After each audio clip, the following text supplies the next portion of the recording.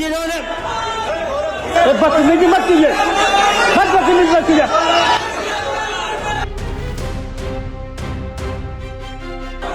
जो हमारे पास बड़ी लिस्ट है, हम पढ़ेंगे तो बड़ा समय लगेगा।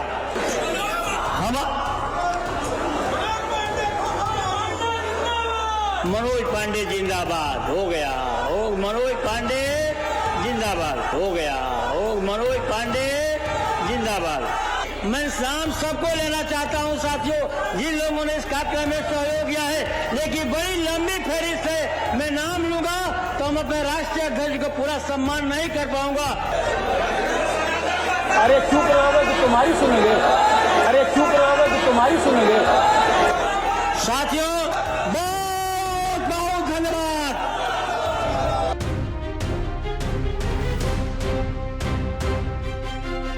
5 अगस्त को जनेश्वर मिश्रा की जयंती के मौके पर सपा कार्यालय में एक बड़ा कार्यक्रम हुआ। ये सिर्फ एक सामान्य जयंती समारोह भर नहीं था, बल्कि सपा में ब्राह्मण नेताओं का एक बड़ा जुटान था। मंच पर अखिलेश यादव खुद मौजूद थे। इस बीच बलिया से सपा सांसद सनातन पांडे मंच से भाषण दे रहे थे। उन लोगों के नाम पढ़ रहे थे जो यूपी के अलग अलग जिलों से इस कार्यक्रम में पहुंचे थे, खासकर उनके नाम जो सपा के ब्राह्मण चेहरे थे।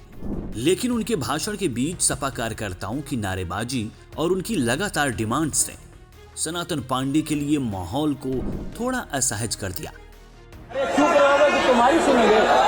बीच बीच में टोका टोकी की वजह से सनातन पांडे बार बार रुक जा रहे थे। उनका चेहरा असहज नजर आ रहा था। आखिरकार वे आवेश में आ ही गए और हिदायत देते हुए बोल उठे कि बदतमीजी मत करिए। साथियों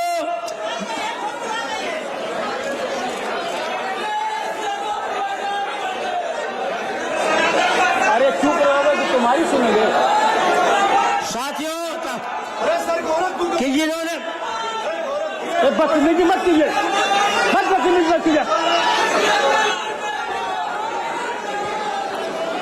विश्वास दिलाता हूं कि अगर आपका उत्साह इसी तरह से बना रहेगा तो दुनिया की कोई ताकत समाजवादी पार्टी की सरकार बनाने से नहीं रोक सकती।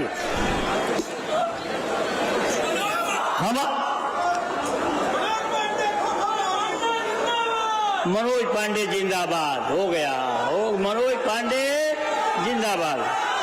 मैं नाम सबको लेना चाहता हूं साथियों, जिन लोगों ने इस कार्यक्रम में सहयोग किया है, लेकिन बड़ी लंबी फहरिस्त है। मैं नाम लूंगा तो हम अपने राष्ट्रीय ध्वज को पूरा सम्मान नहीं कर पाऊंगा। तो मैं आपसे जानना चाहता हूं, आपका मैं समर्थन चाहता हूं आज ये पूरे उत्तर प्रदेश के लोगों से कि कौन कौन से लोग जो है समाजवादी पार्टी की सरकार बनाना चाहते हैं, जो समाजवादी पार्टी की सरकार बनाना चाहते हैं वो अपना हाथ उठा करके समर्थन देने का काम करें।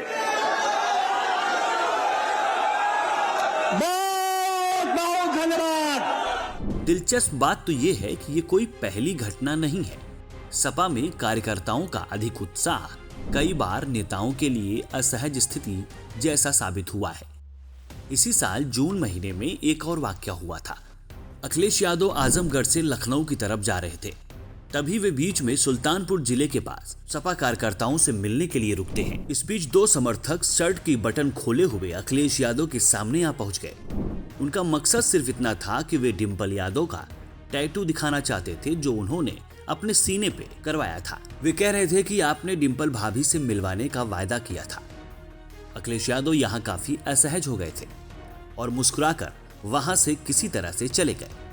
इससे पहले भी 2017 के उत्तर प्रदेश विधानसभा चुनाव के दौरान डिंपल यादव को भी सपा कार्यकर्ताओं का अत्युत्साह काफी परेशान कर गया था। दरअसल डिंपल यादव प्रयागराज की हंडिया में रैली कर रही थी। वे मंच पर अपना भाषण दे रही थी कि सपा कार्यकर्ता बेकाबू हो गए।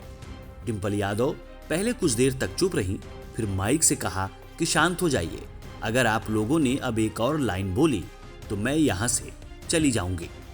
उन्होंने ये भी कहा कि आपकी शिकायत आपके अखिलेश भैया से करूंगी। ये मामला भी उस समय काफी चर्चा में रहा था। ठीक ठीक ठीक ठीक ठीक ठीक आप चिल्लाते हो, मैं डर लगता है। प्लीज शांत शांत शांत शांत शांत प्लीज। जहां हम लोगों ने अरे बहुत दूर तक लोग सुन रहे हैं भैया, सुनने दो, फिर मैं भैया को बता दूंगी आप युवा नेताओं ने इस बार सही नहीं किया, मुझे बोलने नहीं दिया, सोच लेना आप लोग। तो नहीं, मैं आपका भी शिकायत करूंगी। आप अब जब 5 अगस्त वाली ये नई घटना सामने आई है तो 2 तरह की राय सामने आ रही है।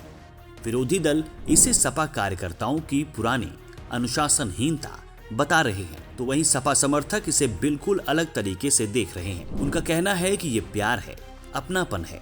इतनी नजदीकी और हिम्मत दूसरी पार्टियों में शायद ही देखने को मिले, जहां नेताओं के पास पहुंचना भी मुश्किल होता है। उनके हिसाब से ये ताकत है, कमजोरी नहीं।